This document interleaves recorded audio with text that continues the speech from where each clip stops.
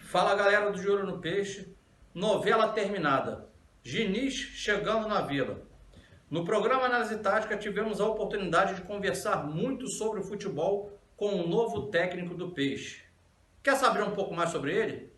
Acompanha aí. A forma das equipes do Fernando Diniz jogar se envolve, antes com o atleta, se envolve com o ser humano, com a pessoa que está dentro daquele atleta. É assim que o Fernando Diniz enxerga o profissional de futebol? Não, certamente. Antes do cara ser jogador, ele é uma pessoa. Acredito que aqui no Brasil, enquanto a gente não tiver um olhar psicossocial para o jogador, a gente não vai avançar muito. Não vejo tantos problemas de metodologia, de ordem tática, mas o que eu acho que tem muito aqui, nesse momento, é o desperdício de talento, por conta que a gente não sabe lidar com os talentos que a gente tem.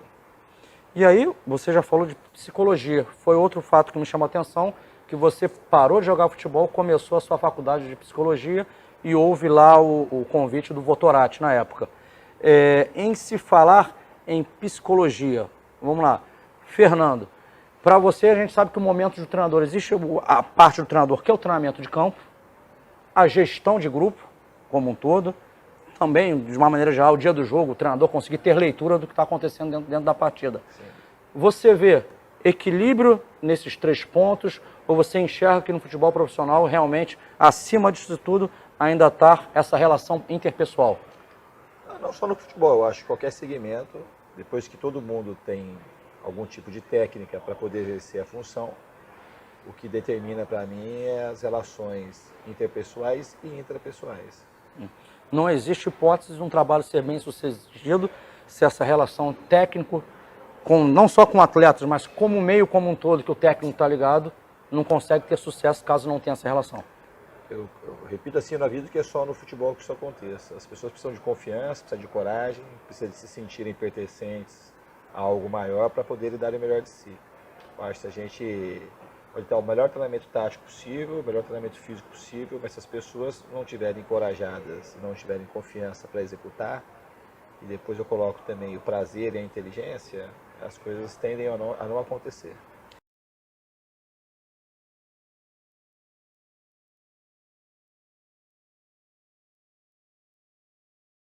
Você estava falando de ludicidade. Para você é importante os atletas estarem felizes em campo, como se ele estivesse lá na origem, enquanto criança, jogando futebol por prazer. Então, aquilo que se chama de ludicidade, porque para mim é um elemento que facilita para quem está jogando com prazer, solto, ele tem mais condição de criar e a chance de ganhar o jogo ela aumenta.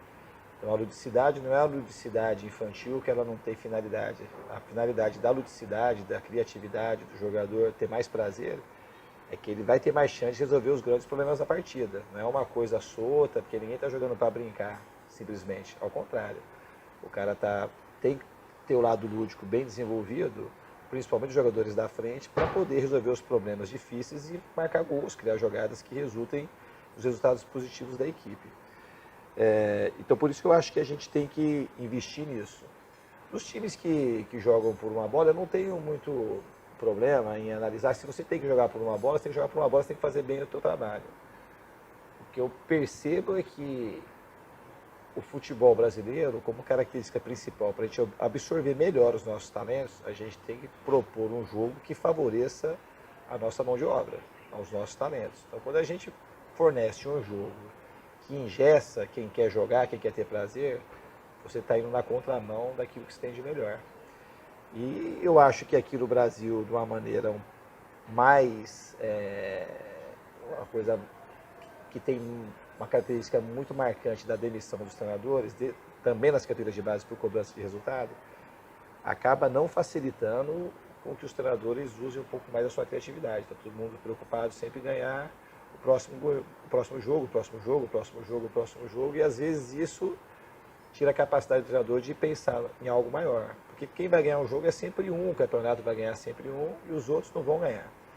Então você jogar de uma maneira mais reativa, principalmente se você não concorda com ela, você não vai ganhar nada. De repente, se você não ganhou o campeonato, você não vai ganhar prazer, você não vai desenvolver sua ideia e você também não vai ganhar o campeonato. Então, quem tem uma ideia muito clara, baseada no resultado, que tem que defender bem para poder ganhar e não tem prazer ou não gosta de um jogo mais propositivo, a gente tem que saber respeitar. Mas eu acredito que aqui no Brasil, se os treinadores tivessem um pouquinho mais de possibilidades de poder criar o seu modelo e insistir um pouco mais, a gente poderia ter um pouco mais de diferentes escolas jogando no futebol brasileiro.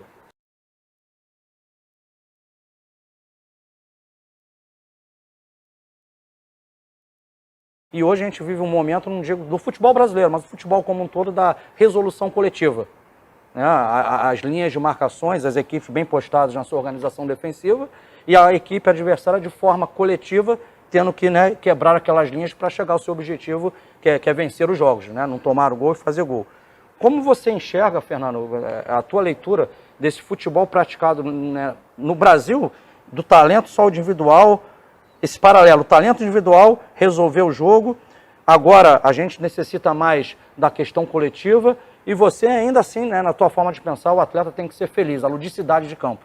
Como é que você joga isso tudo no liquidificador e você enxerga o futebol no dia de hoje? Eu acho que a resolução da parte ofensiva aqui no Brasil, ela ainda continua muito sendo da parte da criatividade individual do jogador. O que eu vejo que mudou muito são as questões defensivas. Coletivamente, praticamente todos os clubes se defendem bem de maneira muito parecida.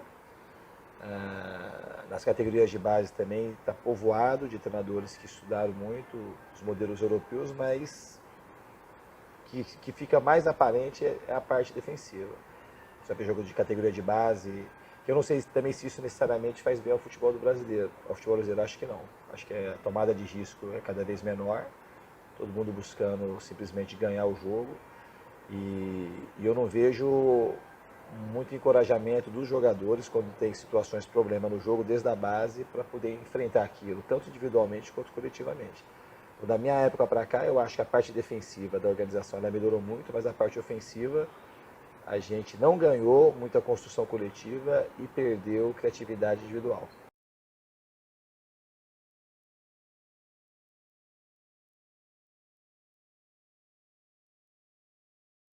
Eu creio que o treinamento bem executado é aquele que leva o atleta a chegar mais próximo da realidade do jogo, o que vai acontecer dentro do jogo de futebol, ele poder executar ao longo dos treinamentos.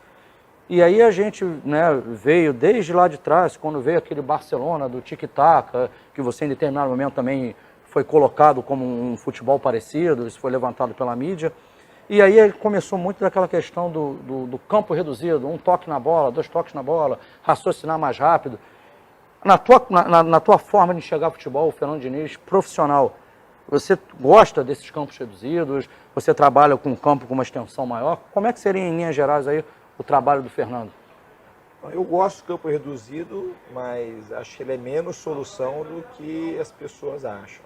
Eu tenho alguns trabalhos que eu faço campo reduzido, mas a base do meu trabalho é usar o tamanho do campo formal para poder trabalhar 11 contra 11 e as questões táticas mais importantes do jogo. O campo reduzido ele te favorece numa série de coisas, para você aumentar a intensidade do passe, trabalhar com o campo menor, você tem que pensar mais rápido, e tem situações do jogo que você precisa disso mesmo. E os times, embora o campo seja grande, as equipes hoje acabam jogando em pedaços do campo. As equipes jogam quase todas compactadas, ou eles compactam muito para fazer uma marcação alta, ou está fazendo uma marcação média também, as linhas estão próximas, ou baixa o bloco. Então o campo que você utiliza para jogar, quase sempre ele é reduzido. Mas você trabalhar só em campo reduzido, na forma de 4 contra 4, 5 contra 5, isso não traduz, na minha opinião, a realidade mais próxima do jogo.